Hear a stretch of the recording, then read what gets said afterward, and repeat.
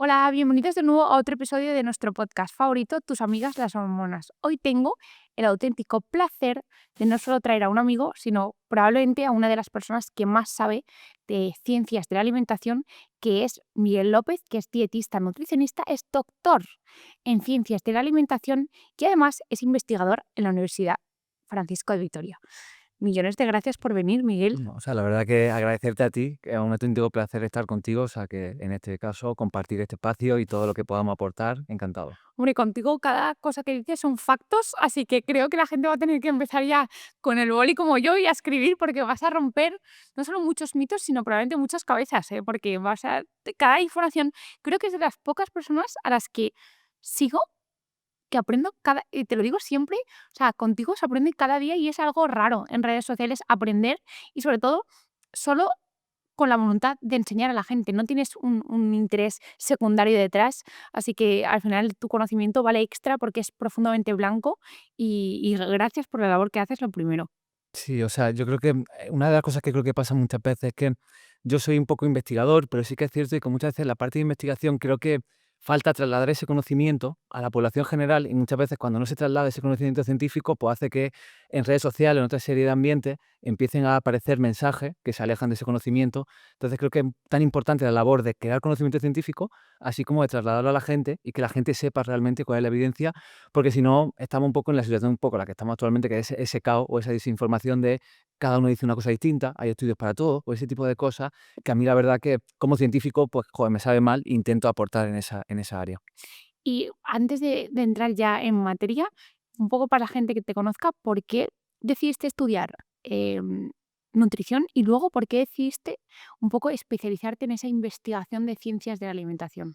Yo soy una persona que siempre me ha interesado el tema de la alimentación y quizás ha sido un poco una relación, pues cuanto menos llamativa, porque yo desde pequeño era ese típico chico que tenía sobrepeso. Ah, Y al final un poco la alimentación, pues, estaba ligada a mi vida de una forma, en principio, incluso negativa, porque era como la alimentación me hace estar de una forma en la cual a lo mejor yo me siento mal. Y eso me hacía, pues, mirar los etiquetados, ver lo que engordaba más, lo que engordaba menos, lo que tenía más calorías. Y eso es una relación, pues, podemos decir, quizá no del todo buena. Pero eso me hizo un poco entender cómo lo que comíamos, pues, tenía un efecto sobre mí, en este sentido, a nivel de mi fisiología. Y eso, pues, que yo creo que me fue un poco allenando y generando como esa inquietud de seguir aprendiendo sobre el tema. Empecé y como no tenía muy claro qué hacer a nivel de la universidad, pues dije: "Qué mejor caso que la nutrición, que al menos creo que puede ser algo que me puede llamar la atención y que me puede resultar de interés". Yo sí que es cierto que cuando empecé la carrera, la parte de clínica me gustaba, pero no es algo que me llenaba especialmente. Y yo quería un poco, yo era un poco de esa persona de laboratorio, de estar investigando, y hacerme esas preguntas, y creo que como que podía aportar más creando conocimiento científico que en el tú a tú de una clínica en ese sentido. Y casi que desde que empecé la carrera lo tenía súper claro que quería hacer investigación.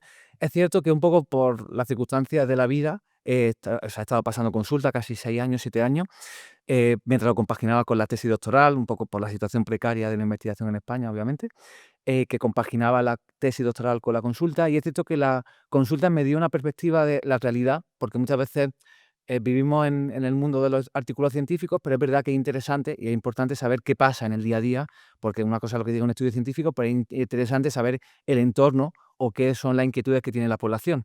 Y eso yo creo que esa visión, en este sentido, fue muy enriquecedora en esa parte. Es cierto que ya llevo un año, año y medio sin pasar consulta porque, claro, no doy abasto a tantas cosas en la vida, pero la investigación es algo que me encanta. Justamente lo que has dicho antes, o sea, yo divulgo por pura motivación de intentar aportar en ese sentido, por eso yo creo que tengo esa relación sana con lo que es la divulgación en ese aspecto. Y creo que es algo, como he dicho, súper necesario y un poco lo que hago en los últimos, podemos decir, años, es todo lo que hacemos de investigación a nivel de la universidad, un poco en la línea de dieta saludable y sostenible. Intentamos, pues, comunicar ese conocimiento para, como decía antes, que no quede un poco en el mundo académico y al final donde queremos, o sea, la ciencia se hace para las personas, no para los científicos, y que ese conocimiento llegue a las personas. me parece maravilloso y de hecho, en ese sentido, claro, yo me hice investigador para hacer preguntas que merece la pena responder. Entonces, creo que una pregunta que merece mucho la pena responder es sobre la soja. Creo que hay pocos alimentos que tengan más estudios a favor, sin embargo, se ha visto por la población como un alimento bastante negativo en todos los ámbitos. Yo llego a escuchar que la soja te quita masculinidad, que baja la testosterona, que la soja está totalmente prohibida para cualquier problema de tiroides, que la soja, ojo, cuidado, porque encima produce cáncer de mama y que en general la soja es tóxica porque está modificada genéticamente, porque tiene ciertos pesticidas, etcétera. Entonces, me gustaría que de verdad, uno, me dijeras cada uno de estos mitos, porque son mentira, Sí. espero que sean estos, y luego, ¿qué ventajas ves a nivel poblacional de un aumento del consumo de soja? Vale. O sea, muy buena pregunta, porque es un poco lo que estás comentando de que es uno de esos temas que a pesar de que la literatura científica por ahora, hasta el día de hoy, parece bastante clara en un sentido, pues al final lo que la población entiende parece que es totalmente de lo contrario y es como a pesar de que estés desmitificando esos conceptos, todavía persisten en población general. Si vamos uno por uno, en cierta forma, quizá el primero es el caso de la tiroides, que es lo que has comentado, y en el caso de la tiroides, pues se vinculaba que quizá el consumo de soja por los fitoestrógenos y algunos componentes específicos de la soja puede tener implicaciones negativas sobre la tiroides, sobre la producción de hormona T3 y la hormona T4. Pero claro, muchas veces, incluso lo que pasa con el tema de la hormona masculina, los estudios preliminares se hacían en modelos animales. Y en el caso de los modelos animales, pues claro, por un lado, en la metabolización de la soja, o en este caso de la isoflavona de la soja, es diferente, los modelos animales obviamente que en un ser humano. Y la metabolización hace que, por ejemplo, la formación de, en este caso, isoflavonas no conjugadas, que son las que pueden tener un potencial quizá más proactivo, por decirlo de una manera entendible, pues en el caso de los modelos animales no son tan eficientes y acumulan un mayor contenido de esa forma que es un poquito más activa. Cuando hablamos de literatura científica, en el caso, por ejemplo, de la tiroides, lo que se observa, además se publicó, si no recuerdo mal, en el 2019 se publicó una revisión sistemática muy interesante en el que un poco recopilaban toda la evidencia que había en relación a si realmente el consumo de soja en población, en humanos, tiene implicaciones sobre la producción de hormona T3, T4 y la TSH. Recuerdo, o sea, de memoria, en el caso de la hormona T3 y T4 no se veía ningún tipo de cambio y sí que se veía una ligera modificación en la TSH. Pero esa ligera modificación es lo que muchas veces se dice de, se ha visto esa ligera modificación, pero esa modificación parece, con la evidencia que tenemos hasta al día de hoy, que no es clínicamente relevante. Es decir, que no es lo suficiente para que, por ejemplo, lo que esperaríamos, que esos cambios de esa hormona T3 y T4 se vean modificados en este sentido. Eso con el caso de la tiroides. Con el caso de las hormonas masculinas, este es uno de los temas que no entiendo muy bien de dónde viene, pero todavía existe la parte de Pierdes esa masculinidad de golpeo aquí y todo. efectivamente. Sí, Es igual que la carne es lo que te hace hombre y la soja es sí. lo que te hace esa parte femenina y todavía persiste y es como no tiene ningún tipo de sentido en un mundo un poco racional. La gente, o sea, eso está muy intrínseco, ¿eh? Total, total. Incluso en el mundo del gimnasio, en el mundo este de la fuerza, parece que esto. Aromatiza. Efectivamente, efectivamente. Pues si nos vamos a la literatura científica de igual forma, tanto en estudios observacionales, es decir, los que cogemos una población y observamos qué pasa en relación a, por ejemplo, su hábito de dieta y algún tipo de desenlace, por ejemplo, a nivel de producción de hormonas masculinas, o en ensayos clínicos en los cuales se les dan a un grupo de personas respecto a otras, se les da esa soja para ver qué les pasa en algún marcador, pues de igual forma no se ha visto ningún tipo de cambio o modificación asociada a la ingesta de soja en relación a la testosterona o cualquier tipo de hormona o sea, marcador vinculado con la reproducción masculina en este caso. Eso en el caso de, podemos decir, más masculino, y en el caso del cáncer quizás existe también la parte del cáncer, incluso más en concreto en el cáncer de mama. Esto también es bastante llamativo porque la literatura científica, incluso el año pasado, al final de 2024, se publicó una guía muy interesante de la Fundación Internacional del Cáncer, en el cual básicamente hablaba de que en el caso de la soja, parece que esa mitificación está totalmente desterrada, o sea, no hay evidencia para el mismo. Incluso hablaba de la posible utilidad de la soja en la prevención del cáncer de mama en este sentido. Incluso si intentamos encontrar esa parte de plausibilidad biológica, es decir, esos mecanismos fisiológicos, si bien es cierto que los fitoestrógenos tienen una estructura parecida a los estrógenos, se unen por un lado, tienen una afinidad, digamos, bastante más baja que los estrógenos por un lado, y como muy bien sabes, existen esos alfa y esos estrógenos, o sea, esos receptores beta. Los alfa son los que se encuentran, por ejemplo, en las mamas, los betas son los que se encuentran, por ejemplo, a nivel del tejido óseo, a nivel cardiovascular, y los fitoestrógenos de forma general tienen mayor afinidad por los receptores beta en este sentido. Por lo tanto, incluso en los receptores alfa, que serían los que están presentes en las mamas, se ha visto como la afinidad es bastante más baja, incluso cuando nos vamos a los estudios, porque al final muchas veces creo que nos pasa, en la nutrición pasa mucho de, nos quedamos solamente en la fisiología y no intentamos englobar todo eso de manera más integral en la salud.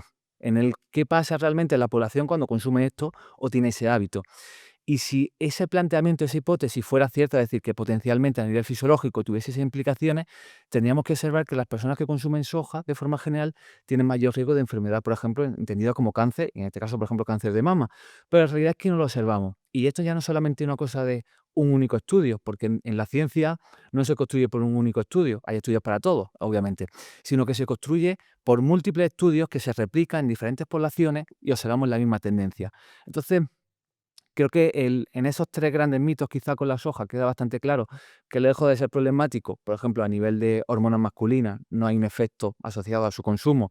Y en el caso del cáncer de mama, incluso puede ser potencialmente interesante, pero un poco por dar un mensaje tranquilizador y algo que es súper importante, yo es que lo digo siempre y ya estoy un poco cansado de decirlo, pero creo que es muy oportuno decirlo, de que al final en nutrición no solamente tenemos que valorar el efecto que tiene, en este caso la soja, de manera aislada, sino que tenemos que entender que nosotros cuando tomamos una decisión de ingerir un alimento, ya no solamente el efecto depende del alimento que estamos ingiriendo, sino que también depende de lo que estamos dejando de consumir.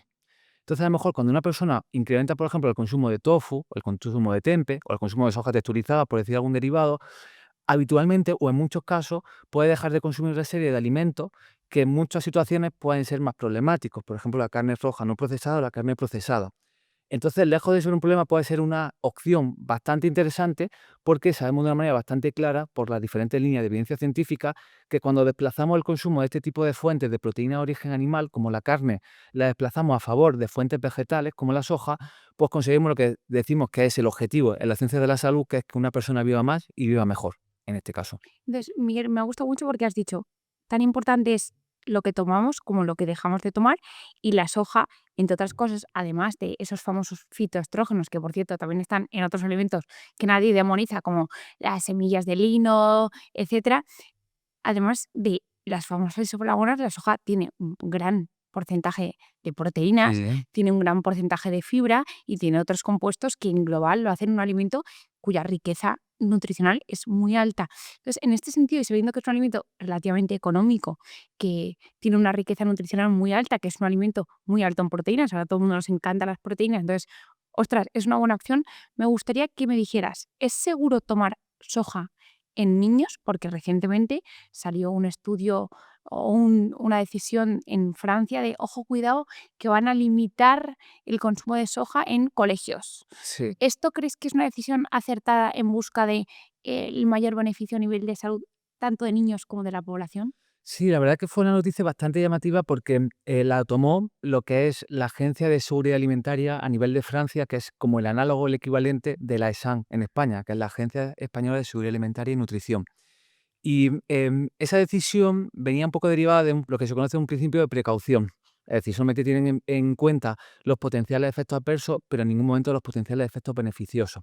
En relación a los potenciales efectos adversos, el informe, que yo me lo leí en su momento porque me llamó bastante la atención, porque es el único país del mundo que ha limitado de esta manera, de una manera bastante clara, el consumo de soja en población, podemos decir, vulnerable, como pueden ser niños.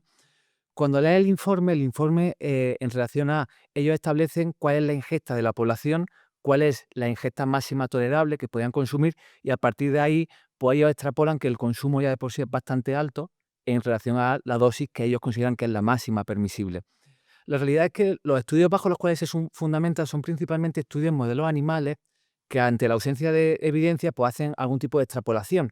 Lo que pasa es que la extrapolación en modelos animales hay veces que en algunos componentes puede ser complicada. Y un poco lo que comentaba antes, en los modelos animales la metabolización de la isoflavona es muy diferente a los seres humanos y la metabolización podemos decir que es menos eficiente, haciendo que se acumule una mayor concentración de las formas que son las no conjugadas, que de forma general son, podemos decir, más proactivas o que pueden tener un potencial quizá más problemático en principio. Ahora bien, cuando nosotros nos vamos a lo que nos interesa, es decir, a los seres humanos, y leemos la literatura científica, que yo profundicé bastante, incluso publiqué con José Ángel Francisco, que es un investigador con el que colaboro, publicamos un poco un artículo pues, para poner de manifiesto que quizás la forma en la que se había tenido en consideración el informe de este francés, pues quizás tiene una serie de limitaciones, o al menos hay que tener también cierta cautela, porque esto quizás pueda ser como el inicio para que otros países tomasen este tipo de medidas, aunque como he dicho, es el único país que la toma en este sentido. Cuando analizamos la evidencia científica vemos como en población joven es verdad que, claro, la literatura científica es bastante limitada porque, claro, a nivel ético es complicado hacer ensayos en población joven. Pero los estudios que hay de forma general no encuentran ningún tipo de relación a nivel, por ejemplo, de que se produzca un adelanto de la Pubertad. menarquia, de la pubertad, o haya cambio en el desarrollo, por ejemplo, de la reproducción femenina, masculina. Es decir, Tricomastia, etcétera. efectivamente, o sea, no se observan cambios en ese sentido.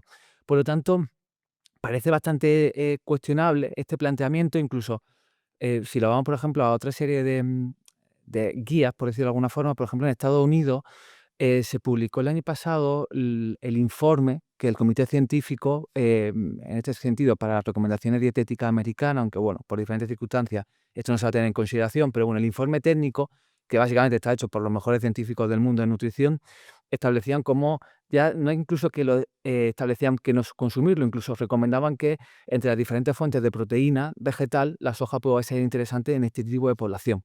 Entonces, me llamó bastante la atención, pero un poco indagando en la información, que es algo que puede hacer cualquier persona en su casa, pues puede ver cómo de forma bastante clara la evidencia no es tan clara en relación a decir que en este tipo de población es problemática. Incluso lo que se observa es que hasta el día de hoy no hay una clara vinculación con su consumo de manera negativa en el desarrollo.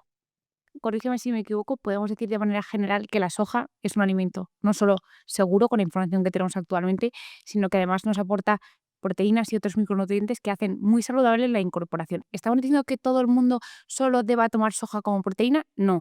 Estamos diciendo que entre el amplio abanico de proteínas de origen vegetal que deberíamos incluir, la soja puede formar parte de manera colectiva y de manera muy segura en nuestra alimentación del día a día, Por ¿no? supuesto, incluso me gustaría ir dos matices, Sí. porque son mitos que aparecen todavía muy persistentes. El tema de la soja transgénica. La soja transgénica, de manera general, no se utiliza para consumo humano porque existe ese miedo de forma general, y cualquier producto en la Unión Europea que sea transgénico dedicado a consumo humano tiene que aparecer declarado en el etiquetado. Es decir, que cualquier persona en su casa, si compra un tofu, hipotéticamente, si ese tofu fuese derivado de una soja transgénica, en el etiquetado tendría que estar declarado. ¿Y si viene de Latinoamérica, por ejemplo? Ahí, de forma general, cuando entra en aduana, tienen que certificar que ese Vale. producto, en este sentido, confirma el reglamento vigente en la Unión Europea, en este caso. La soja transgénica existe, pero de forma general se dedica más bien a ganadería. Y eso está un poco ligado con la otra cuestión que escucho muchas veces, esa existencia, que sí que es cierto, de que se dice de la soja está deforestando el Amazonas o este tipo de cuestiones. Ah, eso lo había escuchado yo. Sí, se dice mucho Eso lo eso, que había la soja está escuchado. destrozando el planeta, que realmente no es la ganadería, sino que es la soja. La realidad es que de la producción de soja, el 80% de la producción de soja se destina a consumo en animales. ¿No? Realmente de ese 80% es todo consumo en animales, el 20% restante, el 10% se dedica, en este sentido, sobre todo para la producción de aceite, y el otro 10% se dedica a la producción de alimentos específicamente para consumo directo humano. Es decir, que incluso la soja transgénica es para consumo en animales, y la mayor parte de la soja que se produce en el mundo, bajo la cual hay gente que asume que eso es el problema real a nivel de medioambiental, es más bien consecuencia del alto volumen que se requiere para alimentar al ganado en términos generales. ¿No? O sea, que realmente la mayor parte de soja no la tomamos nosotros, sino que se la Eh, toman los animales. Efectivamente. Es curioso. Incluso es llamativo porque luego esos animales son los que la gente se come Claro. diciendo que la soja es mala. Sí, o sea, es todo muy paradójico, Sí, ¿no? sí. ¿No te das cuenta? Claro, Te efectivamente. das cuenta ya de esto, es curioso. En relación a otra vez desmentir mitos, que yo creo que me estás viendo para coger energía ahora, ya Claro. te has pulminado el de la soja bastante bien. Entonces, el siguiente es, em, voy a ponerme en la situación. Miguel, me han dicho que tengo anemia y me han dicho que tengo que ir a carnicería a coger carne de caballo porque tiene mucho hierro. ¿Esto es cierto? Es decir, ¿yo tengo que tomar carne de caballo o carne roja para tener hierro? O, por ejemplo, tomando alimentos de origen vegetal, yo me puedo quedar tranquila que me recuperaré bien de la anemia, entre otras cosas. Obviamente, anemias muy graves, todos sabemos que se puede requerir suplementación. Vamos a estar hablando de, no, te falta un poco de hierro, vete a comprarte carne de caballo. Es que yo lo he Sí, visto, ¿eh? sí, justamente esa temática que te iba a decir, que inicialmente si hay una anemia acentuada, Sí, ninguna alimentación lo va a remontar de por sí. pero Hace falta, como la vitamina D, da lo efectivamente, mismo. efectivamente. Entendemos que en casos extremos, ahora estamos hablando de esa parte de la alimentación. Sí, sí, de personas que dicen, tengo una cierta predisposición o una Sí. cierta propensión a tener anemia. Y a mí me suena mucho la carne de caballo, porque es que a mí me lo decían. Sí, ¿no? La carne de caballo es lo más rica en hierro. Sí, sí, sí. Nunca la he probado, ¿eh? Pero Vale. O sea, la verdad que es un temazo maravilloso, es un temazo sobre el cual nosotros llevamos investigando hace un par de años, y es bastante llamativo porque nosotros bien sabemos un poco por contextualizarlo, existe el hierro hemo y el hierro no hemo. El hierro hemo habitualmente está presente en alimentos de origen animal y se suele decir que el hierro hemo es más biodisponible, es decir, que podemos aprovechar en mayor cantidad ese hierro en alimentos de origen animal, por ejemplo en la carne roja, la carne es roja porque como tiene mioglobina, esa mioglobina es la que contiene el hierro, que por eso tiene ese color tan vivo. En el caso de los alimentos de origen vegetal, de forma general se encuentra en forma de hierro no hemo, que se suele decir que es menos biodisponible. Y eso podría hacer la pretensión o pensar que las personas que no consumen nada de alimentos de origen animal, al consumir hierro menos biodisponible, pues tienen mayor riesgo o mayor propensión a tener, en este caso, la evidencia de una deficiencia asociada al hierro, que es la anemia ferropénica. Nosotros hicimos una revisión sistemática, un poco evaluando si en personas que tienen este tipo de alimentación, de manera general, al consumir solamente ese hierro de peor calidad, tienen mayor riesgo de tener anemia ferropénica. Estableciendo como punto de corte el criterio de la OMS, que es establecer la hemoglobina, pues de forma general no se ve ningún tipo de diferencia entre población omnívora a población vegana, que sería la ejemplificación de consumir solamente hierro no hemo. Cogiendo la ferritina, sí que de forma general la población omnívora suele tener valores de ferritina más altos, pero hay un matiz súper importante, que es la importancia de intentar, yo creo que lo utilizo mucho para decir, todo el mundo se puede en un estudio científico, pero interpretarlo no es igual. Y esto es un claro ejemplo de esto, ya que en el caso de la ferritina es más alta, pero la ferritina, como muy bien sabes, se puede modular por diferentes factores, y uno de ellos es la inflamación. De manera general, la población que es omnívora, de manera general, suele tener niveles de proteína C reactiva ligeramente más alta que población que consume más antioxidantes, polifenoles y compuestos vegetales en términos generales. Como sus niveles de proteína C reactiva son más altos, la ferritina suele ser más alta. Por eso un estudio súper bonito, que básicamente lo que hicieron fue analizar la proteína C reactiva y ajustar en relación a ese marcador en los niveles de ferritina. Y se vio como ajustados por proteína C reactiva no había ningún tipo de diferencia en la ferritina, que se utiliza, que eso no lo he comentado, pues se utiliza como almacén de hierro. Para que la gente lo entienda, Isabel, no hay diferencias entre gente que toma una alimentación omnívora y una basada en plantas en cuanto al hierro, y esa posible factor de confusión de, oye, pero es que sus reservas de hierro están más altas, ergo, asimilarán mejor el hierro. Sí, sí, bueno, pero es que esas reservas pueden estar inactivas y poco accesibles, que es lo que pasa cuando tenemos una elevación de la proteína C reactiva porque tenemos una inflamación crónica. Es decir, puedes tener más reservas si eres omnívoro y tomas carne roja, pero no necesariamente esas reservas sean más accesibles para tus células de hierro. Claro. Y hay otra cuestión que es súper oportuna de que, claro, el planteamiento, si somos racionales, será si el hierro no hemo es menos biodisponible, hay que tomar más cantidad para aprovecharlo igual de bien. Lo que pasa es que la fisiología humana es maravillosa. Nosotros hicimos un estudio súper bonito y súper sencillo, que fue básicamente acoger a personas que eran veganas desde hace 6 meses respecto también a personas que eran omnívoras. Y básicamente lo que hicieron fue cuando vinieron a la universidad, al laboratorio, nosotros le sacamos sangre al inicio y le hicimos que consumieran 200 gramos, si no recuerdo más, y 200 gramos de pistacho. Sí, eran los cientos. Porque esos 200 gramos de pistacho equivalen a 5,5 miligramos de hierro. Y nosotros podemos pensar, si están consumiendo la misma cantidad de pistachos que esa misma cantidad de hierro, vamos a ver cuánto absorben. Y a la hora de absorberlo, podemos hacer una forma que es marcar con radioisótopos el hierro que comen, pero eso a nivel ético es complicado hacerlo. Y básicamente nosotros lo que hicimos fue extraer en diferentes momentos del transcurso de la ingesta un análisis de sangre para ver lo que se conoce como el área bajo la curva. Es decir, cómo conforme va apareciendo la digestión, el hierro en la sangre va incrementándose. Y de una manera súper llamativa, aunque había evidencia un poco en esta línea, las personas que eran veganas, lo que nosotros pudimos observar es que, a pesar de que ingerían la misma cantidad de hierro en esa ingesta que nosotros le dimos, sus niveles de hierro en sangre aumentaron en mayor medida, ingiriendo la misma cantidad que los omnívoros. Y esto es, Miguel, ¿cómo es posible esto? Nosotros analizamos muchos marcadores asociados al metabolismo del hierro, hicimos lo que se conoce a nivel estadístico, por no hacerlo muy complejo, un análisis multivariable. Es simplemente ver si había algún factor que era predictor de estos cambios. Y justamente encontramos uno, que es la hexidina, que la conoces, ¿verdad?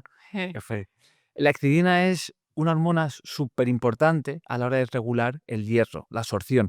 Cuando los niveles de hexidina aumentan, la absorción de hierro disminuye. Por ejemplo, en mujeres embarazadas, en el segundo y tercer trimestre del embarazo, los niveles de hexidina suelen bajar y eso hace que, como los requerimientos son más altos, haya una mayor sensibilidad y una mayor captación a nivel intestinal del hierro. Pues de manera similar, nosotros hipotetizamos y observamos esa relación de que en personas veganas esos niveles de hexidina son más bajos como una adaptación fisiológica a ser más sensibles y aprovecharlo de una manera más eficiente. Y eso quizá lo que nos dio a entender el hecho de que a pesar de que consuman ese hierro, que teóricamente es menos biodisponible, son capaces de aprovecharlo, podemos decir, ligeramente mayor, en mayor medida, y eso hace que de manera general no tenga un mayor riesgo de anemia ferropénica respecto a población omnívora.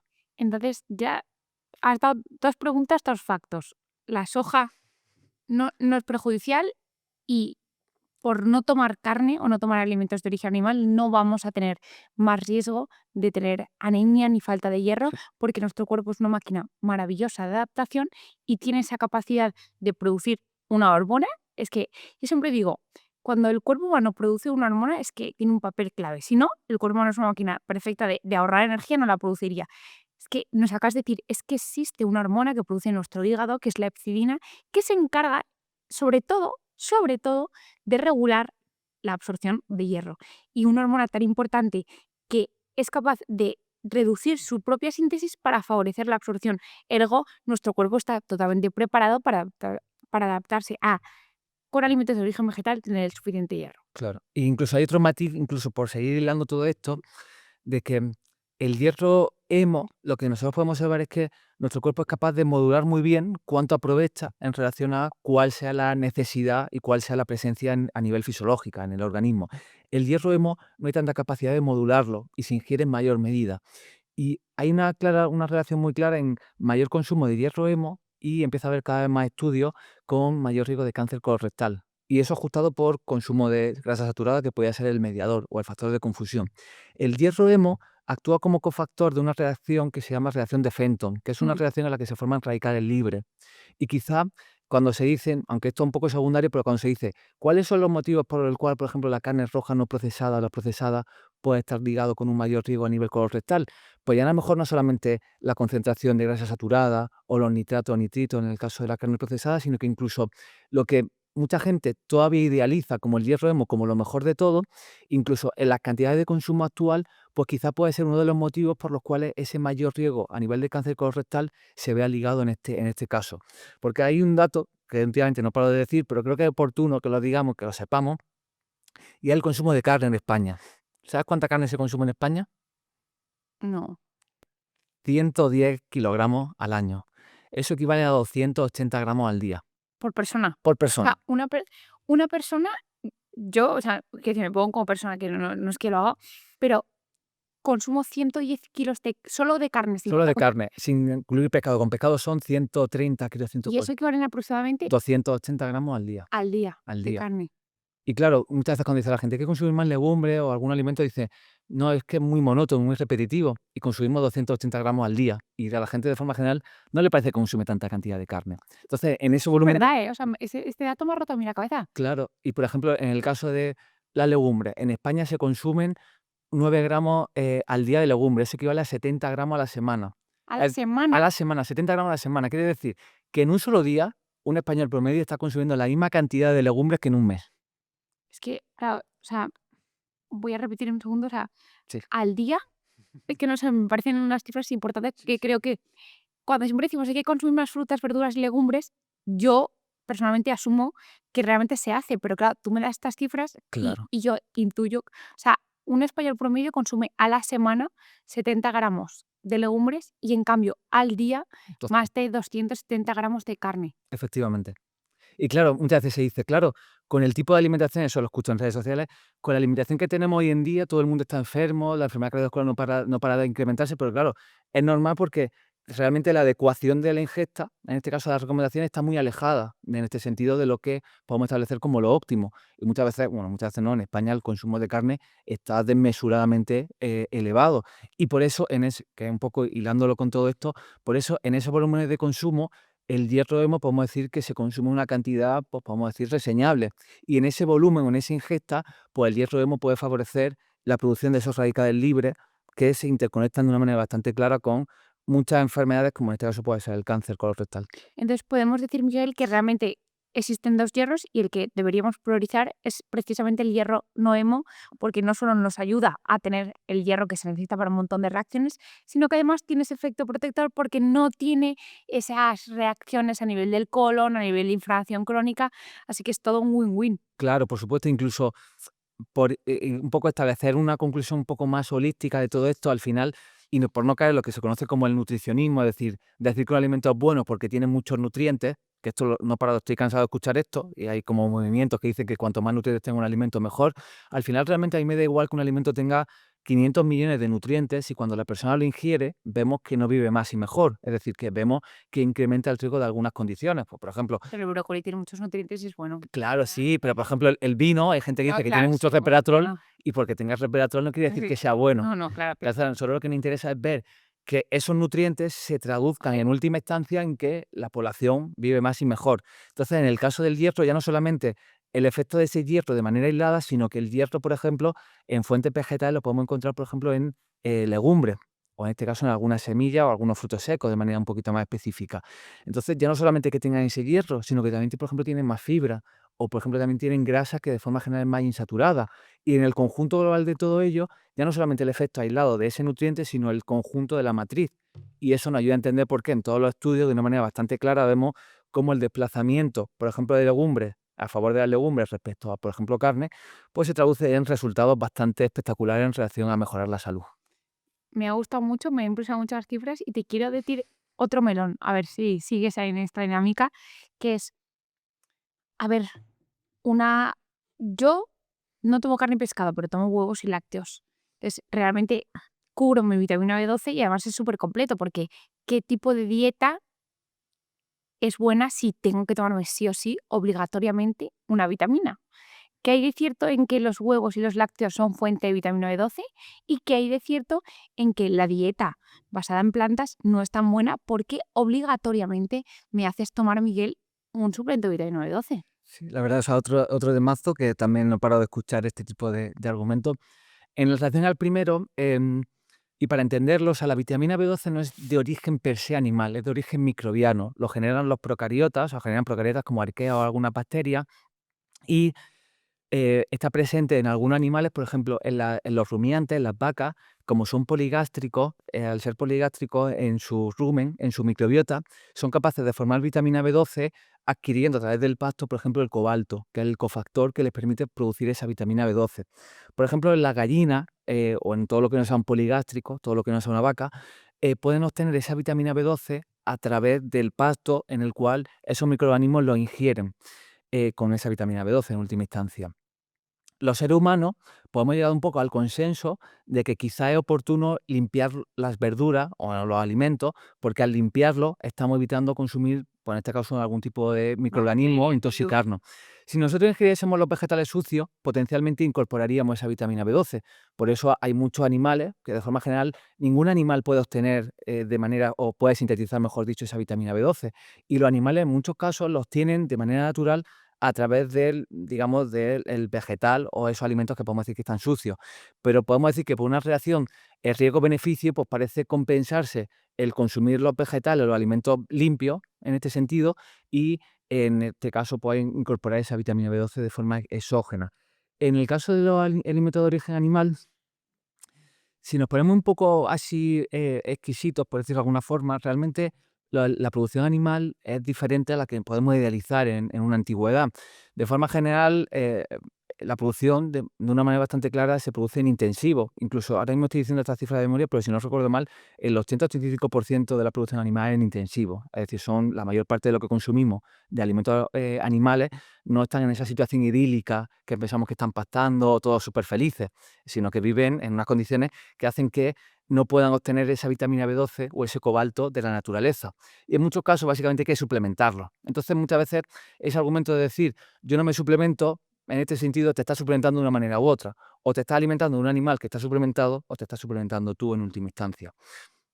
En relación al tema de todo lo que no sea, por ejemplo, una dieta vegetariana, que podría incluir lácteos o puede incluir huevo, hay que tener en consideración que sí que pueden tener vitamina B12, pero son cantidades muy bajas. Si no recuerdo mal, en el caso del huevo pueden ser unos 0,4, 0,3 microgramos, que en el caso de las recomendaciones, por establecerlo, la Autoridad Europea de Seguridad Alimentaria establece 4 microgramos al día de vitamina B12 y el ION, que es el estadounidense, establece 2,5. Es decir, que tenemos que consumir 5, 6, 7 huevos, es decir, no te compensa consumir tan cantidad de huevos por el tema de la vitamina B12 y eso te suponga esa ingesta mucho más alta de colesterol dietético, por ejemplo. Entonces no compensa y por eso, y esto es también muy importante, cualquier persona que en términos generales su consumo de carne sea bastante bajo, y en este caso esto es por protocolo básicamente, una persona vegetariana o vegana tiene que suplementarse sí o sí con vitamina B12.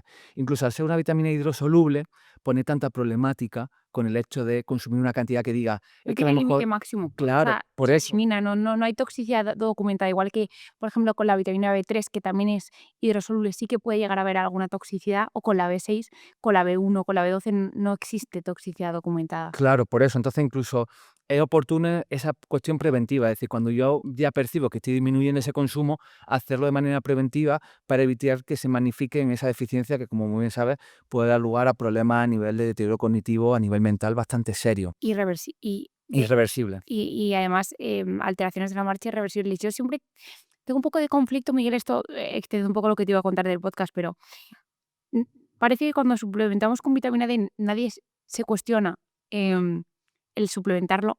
En cambio, con la B12 siempre tiene como un ramalazo de es porque tú, o sea, como que en el No, no fondo es natural, no es natural, o sea, claro. y en el fondo nadie se cuestiona que la vitamina D se necesita suplementar en mucha amplia variedad de gente que la tiene baja. Entonces, siempre es como, no te lo saben responder, pero siempre es porque las plantas no son buenas porque te falta una vitamina D. Entonces, Claro, ningún alimento es bueno porque no tiene vitamina D. claro, O sea, claro. en el fondo, si te pones como a rascar Sí, esos claro, razonamientos, pierden un poco como toda esa consistencia del claro. dato. Y dicho esto, me gustaría que te voy a preguntar un par de preguntas rápidas Sí, y tú, si puedes, me las contestas con un sí, con un no y me lo argumentas. ¿Vale? vale. Voy a hacer un poco abogado del diablo. Es decir, yo soy una persona en redes que tiende a tener un pensamiento, pues quizá un poco más diferente a lo que la ciencia dice, pero oye, mi opinión es lícita y se merece ser escuchada, ¿vale? Entonces, Justo. yo voy a hacer de un poco de abogado del diablo y tú, de manera tan, como siempre, educada, me lo vas a intentar, pues, hacerme Ok, entender. fenomenal. Miguel, yo he leído que realmente las proteínas vegetales tienen, primero, muchos más hidratos. Los hidratos, en el fondo, pues me engordan bastante. Tienen muchas menos proteínas, con lo cual, si tú me quieres decir que yo quiero ganar masa muscular con una proteína de origen vegetal, puesto que es muy inferior porque no tiene todos los aminoácidos esenciales, no es una proteína completa, primero voy a tener que comer mucho más, me van a dar unos gases tremendos y en el fondo, bro, o sea, no voy a tener suficiente masa muscular. ¿Esto es cierto o no? O sea, A ver, ¿puedo estar mazada sin tomar un chuletón? por supuesto, o sea, es rotundamente falso.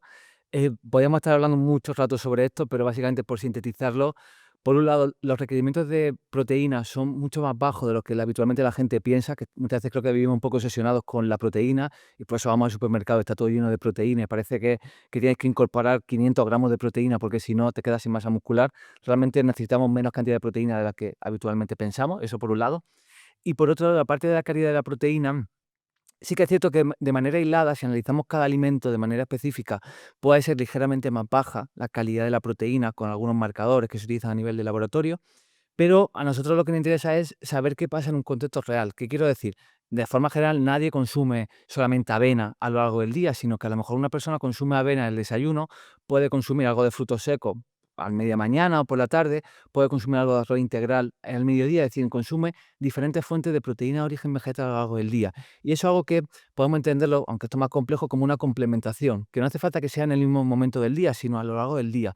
Y esa complementación, nosotros hicimos un estudio muy interesante en el cual básicamente hicimos la calidad de la proteína, pero de una manera más integral, holística, en el conjunto de una dieta, combinando diferentes fuentes. Y cuando combinamos diferentes fuentes de proteína de origen vegetal, podemos observar cómo esa calidad de la proteína alcanza valores que podemos decir que son de alta calidad. Pero incluso, y por apuntar lo último, incluso lo que a nosotros nos interesa es, más allá de esa única hipótesis, ver si esa peor calidad teórica se traduce en, por ejemplo, el desenlace asociado a ingerir menos cantidad de proteína o menos calidad de la proteína, que sería, por ejemplo, menor fuerza, por ejemplo, asociado a menor ganancia de masa muscular o peor salud por deterioro o vinculación a las funciones de la proteína.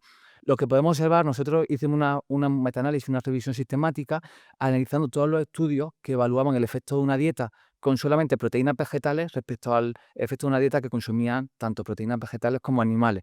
Y no observamos ningún tipo de diferencia asociado ni a ganancia de masa muscular ni a ganancia de fuerza en última instancia. Pero de la misma forma, tampoco vinculado a desenlaces como puede ser la enfermedad cardiovascular, que como muy bien sabes, es la principal causa de muerte en el mundo. En España, 1 de cada 4 personas mueren por enfermedad cardiovascular.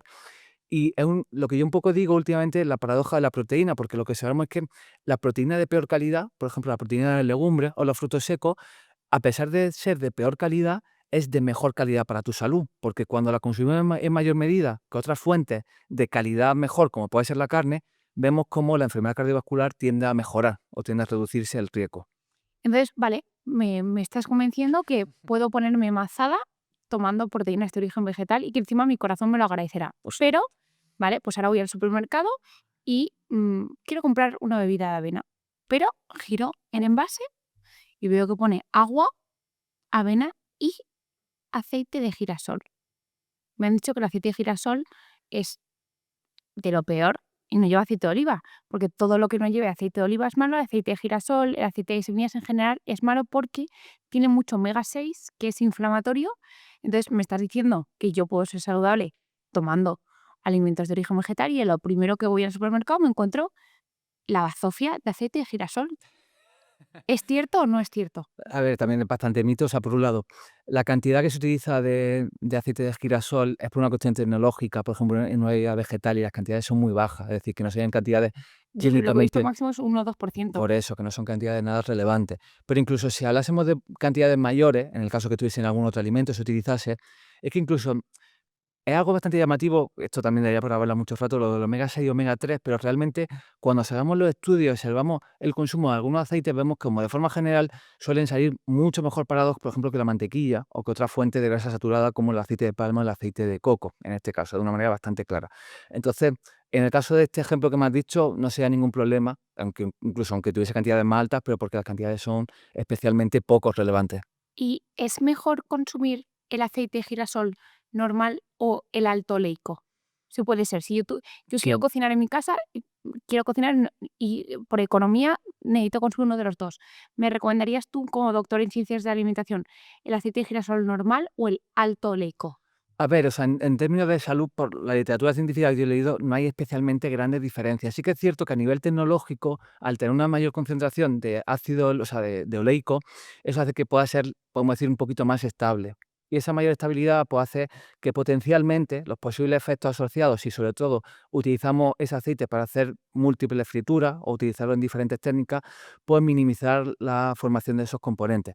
Pero en términos generales, no, yo no me obsesionaría, incluso hay veces que puede ser incluso su utilidad puede venir derivado de una cuestión quizá más sensorial, el sabor que me puede generar el utilizar ese tipo de aceite respecto al aceite alto oleico. Entonces, a nivel de salud, por lo que yo he leído, al menos no hay grandes diferencias. Potencialmente, a nivel de seguridad alimentaria, sobre todo podría ser interesante si vamos a utilizarlo en varios momentos, pero esto habitualmente en casa no suele ser tan común, suele ser más a nivel a lo mejor de restauración colectiva, en bares, por ejemplo, o también yo creo que sería el principal motivo más a nivel sensorial, organoléptico. Vale, o sea, que realmente, Miguel, y esto te lo pregunto porque estas preguntas a mí sí que me llegan, o sea, ya de la jocosidad, creo que me llegan, la gente tiene miedo a tomar aceite de girasol porque le han vendido que realmente es profundamente malo y en el fondo me da mucha lástima porque al final no todo el mundo puede invertir en un aceite de oliva virgen y creo que al final estamos restando mucha salud por informar erróneamente. Entonces, más allá de la broma, Sí. creo que es muy importante transmitir a la gente que no hay ningún problema porque tú cocines con aceite de girasol, o sea, no vas a tener ningún problema a nivel de inflamación o inflamación. Probablemente si encima de eso lo acompañas con un buen plato de verduras, te irá Por, todo muchísimo mejor. por supuesto. Entonces, y también en relación un poco con esto, me gustaría que me dijeras si realmente hay tanta diferencia entre consumir azúcar moreno, azúcar de mesa blanco, sirope de agave, siropes de dátiles, no dátiles, Sí. porque creo, o sea, esta es mi sensación personal, ¿eh?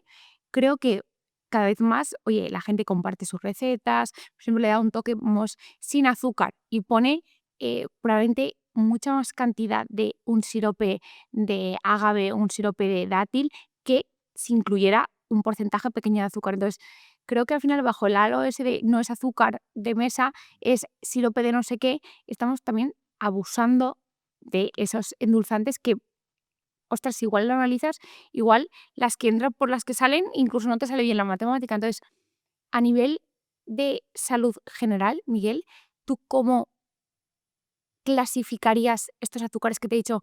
Azúcar de mesa, miel, sirope de ágave y siropes de dátiles de frutas. O sea, como en un orden para que la gente se aclare, porque la gente ya no sabe qué Ya, tomar.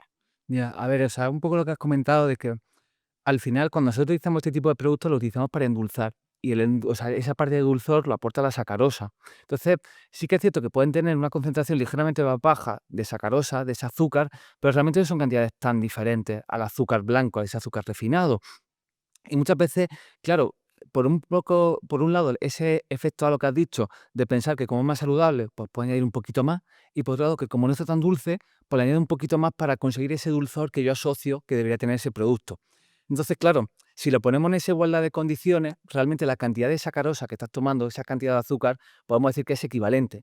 Y en última instancia es el motivo por el cual deberíamos decidir consumir uno u otro. Entonces, claro, si estuviésemos a igualdad de cantidades, pues sí que podríamos priorizar uno sobre el otro.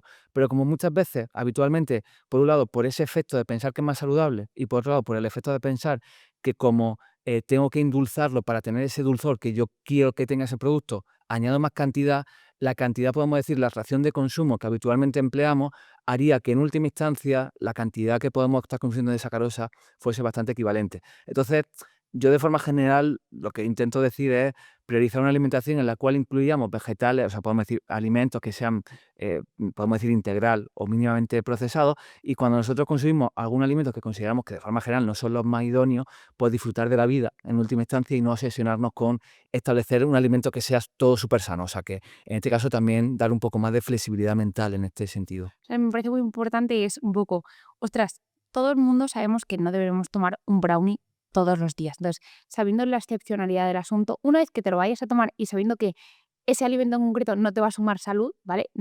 Todo el mundo lo asumimos, ostras, que lleve azúcar blanco versus azúcar moreno no va a establecer una gran Y que diferencia. no va a hacer de nada recomendado a un superalimento. O sea, no va a cambiar la forma o la recomendación de consumo. La recomendación de consumo va a ser la misma. Es decir, tómalo cuando tú quieras, te apetezca, como disfrute, pero quizá no es lo que debería basar tu alimentación.